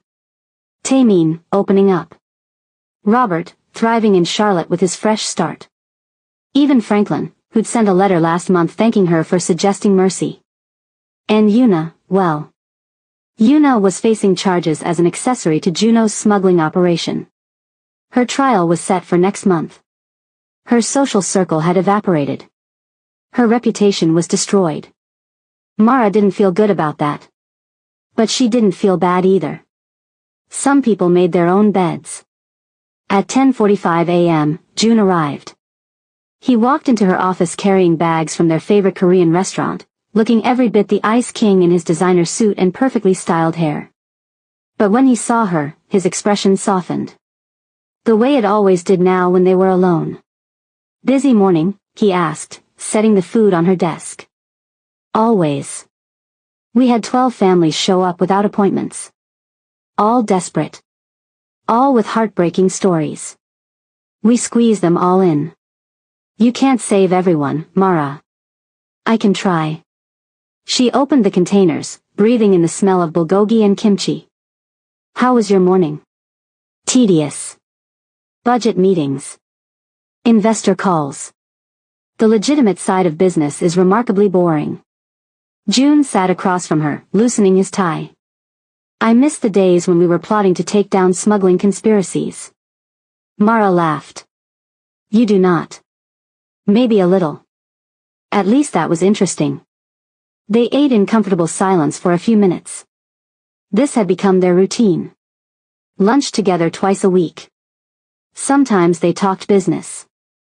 Sometimes they just sat quietly, enjoying each other's presence. Their relationship had evolved slowly over 6 months. Carefully. Both of them aware that they were building something important and fragile. They'd gone on actual dates. Dinners where they weren't discussing Foundation business. A concert. A museum exhibit. Even a comedy show where June had laughed so hard he'd actually cried. They'd kissed. 3 weeks ago, on the roof of Kong Tower under the stars. June had cupped her face gently, asked, "May I?" and waited for her nod before closing the distance between them. It had felt like coming home. But they were taking it slow. Both damaged by their pasts. Both learning to trust in ways that didn't come naturally to either of them. I have something for you, June said, reaching into his jacket pocket. He pulled out a small box. Black velvet. Expensive looking. Mara's heart stopped. Juna. It's not what you think, he said quickly, reading her panic. Open it. Inside the box was a key. Small, silver, ordinary looking. A key? Mara asked. To my apartment. The penthouse at Kong Tower. June's voice was careful. Uncertain in a way she rarely heard from him. I want you to have access. To come and go as you please. No questions asked. He paused. I've never given anyone a key before. Not even Yuna when we were together. But I want you to have one. Because. He struggled to find words. Because I trust you. In my space. In my life. In all of it. Mara stared at the key. Such a small thing to represent something so enormous. This is a big step, she said softly. I know. And if it's too soon, if you're not Riyadh. I'm ready. Mara picked up the key, closed her fingers around it. I'm just surprised. 6 months ago, I was serving you soju. Now I'm holding a key to your home. 6 months ago, I was alone. June's eyes held hers. Now I'm not. And I don't want to go back to being alone. Mara stood, walked around the desk. June rose to meet her. I love you, she said simply. The first time either of them had said it out loud. I don't know when it happened exactly. Maybe the moment you stood up. Maybe when you defended me. Maybe when you showed me this foundation and I saw who you really are underneath all the ice. She touched his face gently. But I know I love you. And I know I trust you. And I know that whatever we're building here, I want to keep building it. June's eyes closed. When he opened them, they were bright with emotion. I love you too, he said, his voice rough. I've never said that to anyone before. Never felt it before. But I feel it now. Every time I see you. Every time you smile. Every time you do something impossibly kind or brave or real. He kissed her. Soft and slow and deep. A promise. When they finally broke apart, both breathing hard, June pressed his forehead to hers. Move in with me, he whispered. You and Isaiah. I have more than enough space. He could have his own wing. His own everything. And you wouldn't have to commute from Brooklyn. And I could wake up seeing your face every morning. Mara pulled back slightly. That's a big ask. I know. Isaiah would need to think about it. This is his decision too. Of course. And we'd need ground rules. Boundaries. This is still new Anda. Mara. June smiled. I'm not asking you to marry me. Not yet anyway. I'm just asking you to share my space. Try it. See if it works. And if it doesn't, no harm done. Not yet? Mara raised an eyebrow. So eventually? Eventually. June's smile widened. When the time is right. When we're both ready. When I've earned it. Mara kissed him again. Softer this time. Sweeter. I'll talk to Isaiah, she said. But I think he'll say yes. He likes you. Trusts you. And honestly, he's been asking when we're going to make it official.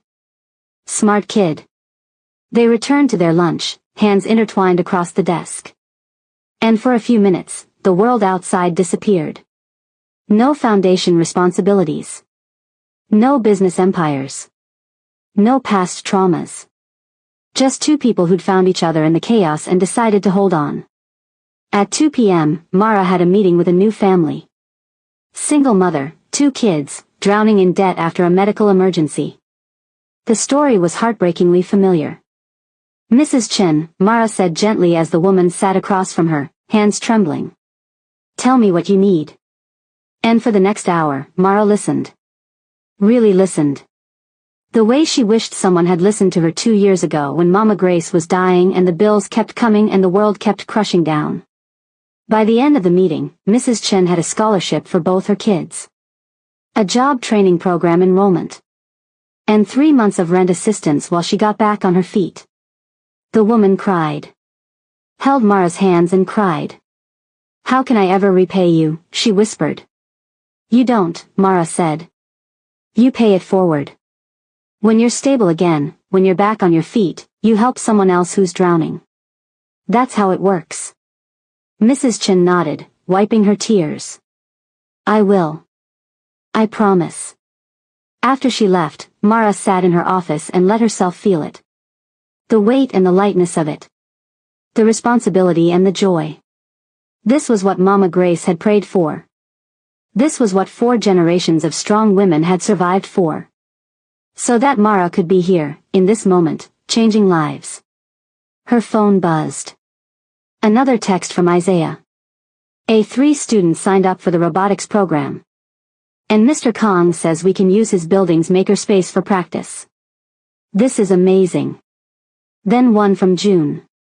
I told Isaiah about the moving in idea. He said, and I quote, "Finally. I thought you'd never ask. So I think you have your answer." Mara laughed out loud. Of course Isaiah was already on board. The kid had been dropping hints for months about how Mr. Kang's building probably has better Wi-Fi, and wouldn't it be cool to live somewhere with a doorman? She looked around her office. At the thank you letters covering the walls. At the photographs of families they'd helped. At the jade and silver necklace glinting in the afternoon sun. And she thought about the woman she'd been 6 months ago. Exhausted. Desperate. Getting slapped in a restaurant and almost arrested for theft. That woman would never have believed this was possible. But Mama Grace would have. Mama Grace had always known. A strength recognizes strength, baby girl. And when it does, miracles happen. The end. Epilogue. Now look, if this story did something for you, if you felt Mara's struggle or saw yourself in her journey, if you believed in second chances and the power of real love, this is your moment. I put my heart into these stories. Real time. Real emotion. Real belief that sometimes the impossible becomes possible when the right people find each other. And all I'm asking is simple. If you're watching this and you haven't subscribed yet, just tap that button. It takes 1 second, but it means the world to me. Smash that subscribe button right now. And let me know in the comments where you're watching from. Tell me if you believed in Mara and June. Tell me if you've ever had someone stand up for you when everyone else stayed seated. Tell me what your grandmother taught you about strength. Drop those comments. I read every single one. I'll see you in the next story. Miss V, signing off.